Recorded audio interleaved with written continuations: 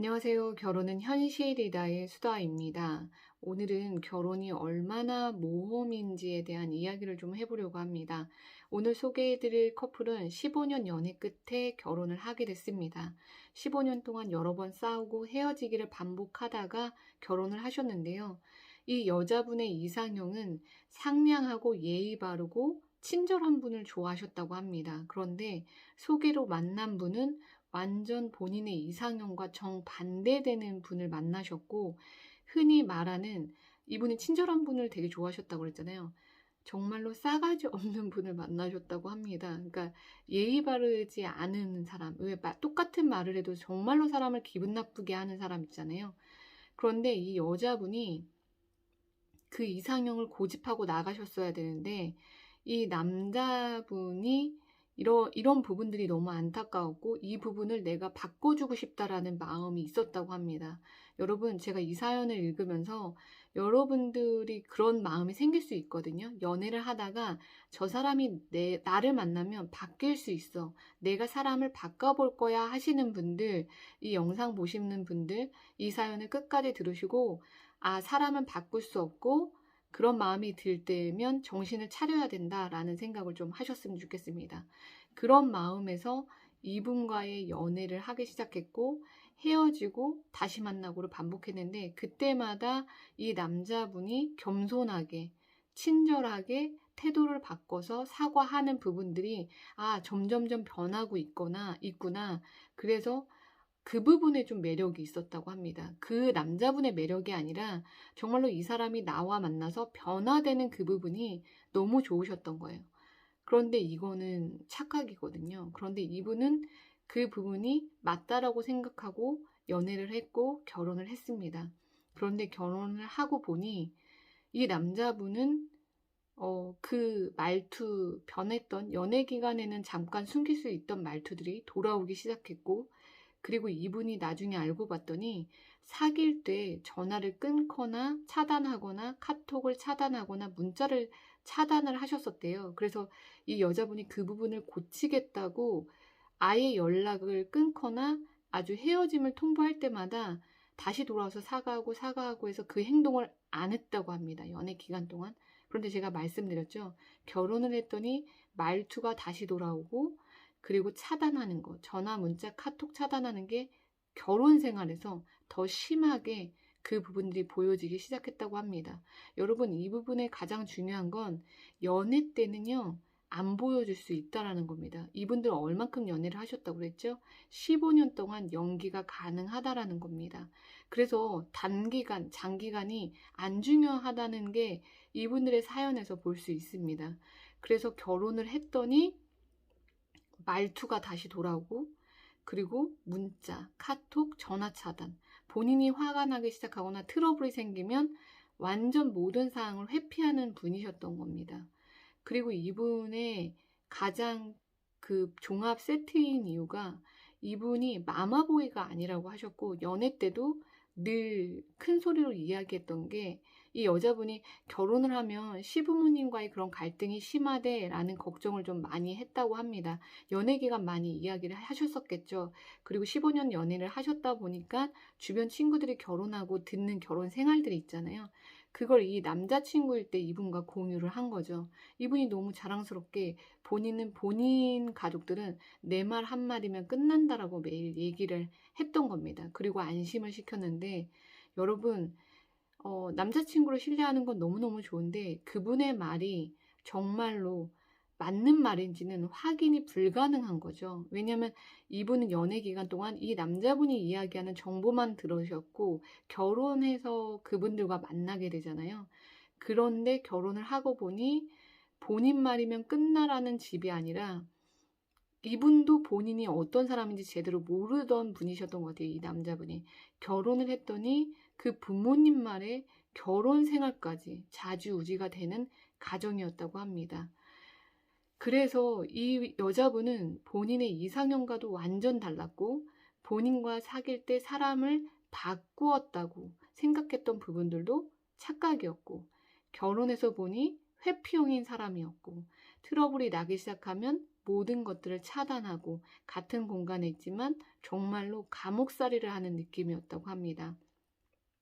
이 부분을 참고 견디려고 하는데 집안일이 벌어지게 되면 특히 두 배우자 부부들이 서로 싸우고 다투는 부분이 아니라 시부모님들이 또 반복적으로 돈을 빌리고 그 부분을 안 갚는 부분에 대해서 이야기를 하면 이 남자 되시는 배우자님께서 문자 차단, 카톡 차단, 전화 차단을 그렇게 하셨다고 합니다.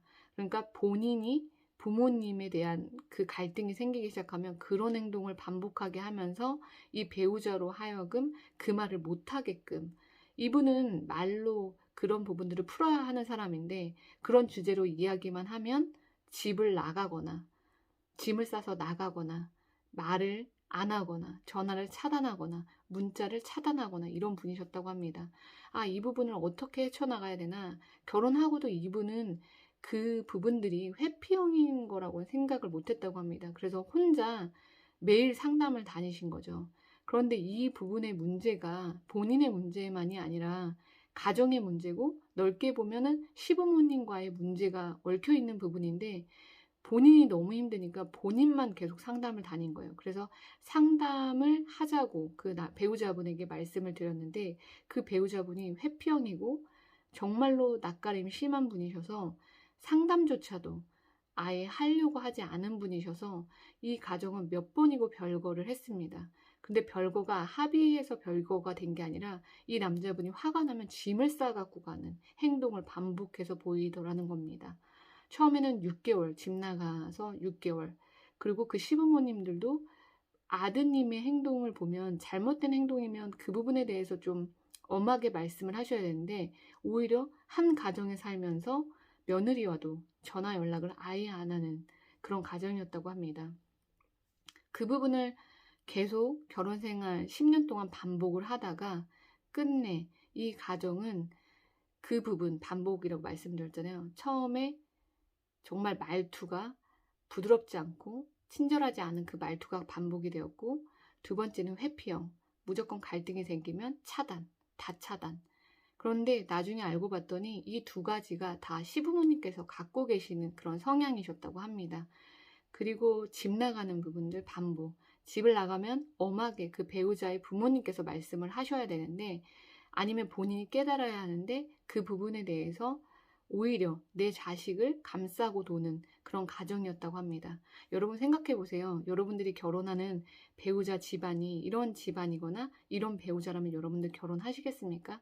이분도 연애를 15년 하는 동안 이 사람이 그런 사람이라면 이 사람한테 매력이 끌리거나 결혼하고 싶었을까요? 아니라는 겁니다. 그런데 15년 동안 이런 부분들을 알 수가 없었고 결혼하면서 하나하나 발견하게 되었고 그 발견하고 반복하는 것들을 하면서 이 여자 배우자님께서는 이제 내려놓고 포기하고 이 부분에 대해서는 정말로 나의 선택하는 부분도 있잖아요. 내가 선택한 부분에 대한 책임을 져야 되겠다. 더 이상 결혼 생활을 유지하는 것보다 이 부분에 대해서는 정말로 정리를 해야 되겠다 하는 시간을 가지셨다고 합니다. 별거 기간 동안 어떤 부분에 대한 스타트에 잘못이 있었는지, 그리고 나의 그 가정을 바라보는 나의 부분들이 어떤 부분들이 문제가 있었는지, 그런 부분들을 상담을 통해서 그런 부분들을 회복하는 시간을 가지셨고 이분은 끝내 그 가정과 이혼을 하셨습니다. 그 배우자님과 이별을 하셨거든요. 저는 제가 말씀드리고 싶은 건 오늘의 주제처럼 결혼은 모험일 수 있습니다. 사귈 때 다 알았다고 생각하시는 분, 정말 그 부분에 대해서 이 사연을 보시고 다시 한번 생각하셨으면 좋겠고, 정말로 내가 알 수 있는 부분, 결혼 전에 알 수 있는 부분이 연애 기간과는 상관없이 그렇게 많은 부분을 알고 결혼하지 않는다라는 겁니다. 여러분들이 스스로를 잘 아셔야 돼요. 이상형을 잘 적으시고 내가 사람을 바꾸는 그런 매력 때문에 그 사람이 끌린다? 그 부분은 그런 길은 정말로 다시 한번 체크해 보시고 걸어가시길 추천드리겠습니다.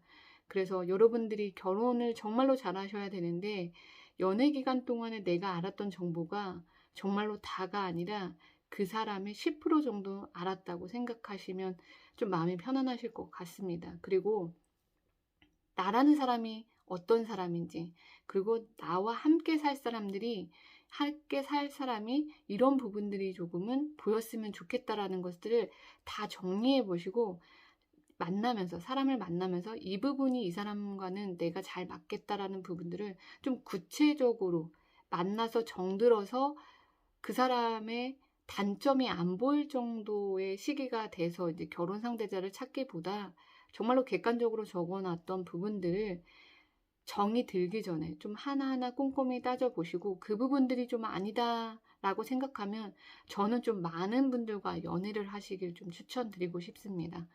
이렇게 모험 같은 결혼, 여러분들이 잘 선택하셔서 결혼하시길 추천드리겠습니다.